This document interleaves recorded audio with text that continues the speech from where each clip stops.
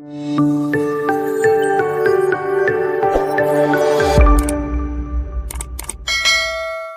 day and thank you for joining R&B. I'm one of your newscasters for today, Vincent Yap, and together with Paola Bautista. Today's stories will include climate change, its effect on us Filipinos, and ways to prevent it. To start, let us ask our first reporter, Leonard. Climate change. Generally speaking, it is simply a change in the climate. Well, to give you a glimpse, climate change had an immense impact on the Philippines. Yearly GDP losses, changes in rainfall patterns and precipitation, challenges to biodiversity and food security, sea level rising, and public health hazards are some of the.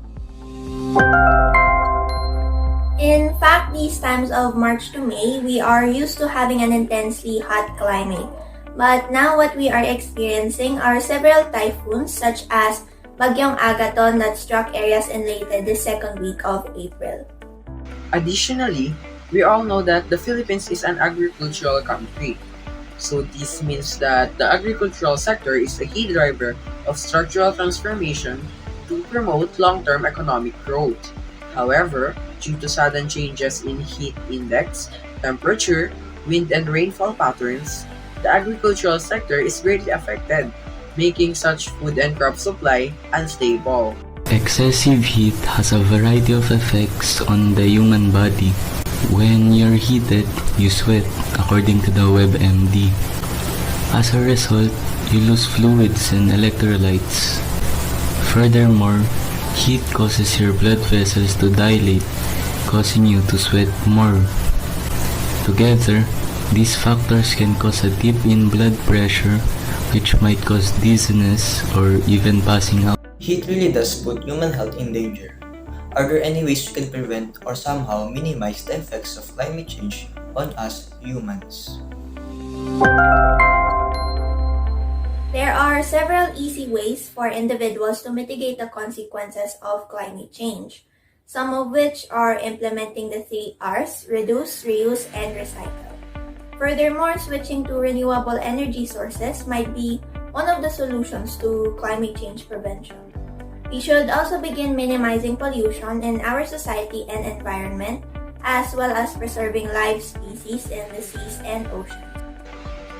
It is indeed observable that the world's highways are congested with automobiles, the majority of which run on diesel or on gasoline. Walking or riding a bike instead of driving lowers greenhouse gas emissions, while also improving your health and your fitness. In this way, you can also help minimize the effects of climate change. Next is by deleting emails. Every email that is processed consumes power. Fossil fuel power plants use carbon fuels such as coal, oil, or gas to generate this energy.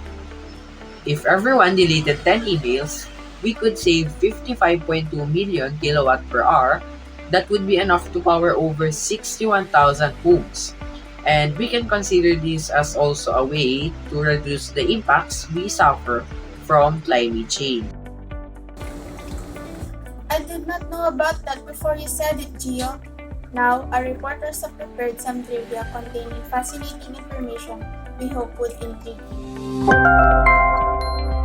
While it may seem surprising for ice to fall from the sky in a hot and humid country like the Philippines, science says there's actually nothing to be surprised about. On June 15, 2017, in Quezon City, an incident of ice falling from the sky was seen by many citizens, and shockingly, there have been incidents in the past when hailstorms over Quezon City has been occurring. Moreover, do you know why Baguio City is the coldest place here in our country? Baguio has long been known as the coldest place in the Philippines. Its elevation is higher due to its placement high up in the mountains. Because the pressure is low at high elevations, air tends to be cool. Last but not the least, are you familiar that the highest temperature recorded in the Philippines is 52 degrees Celsius? It is so close to the world's highest temperature ever recorded, which is 56.7 degrees Celsius. The 52 degrees Celsius temperature was recorded at 2 p.m. on Wednesday, May 12, 2021, which is the highest temperature so far in the Philippines for 2021. Those were indeed fascinating. But for now, it's time to say goodbye. Thank you for watching. We hope everyone will stay safe and healthy. Again, this was R&D. By the people, from the people, for the people, R&D. This has been Paul. And this has been Winston Delivering you reliable news with R&B.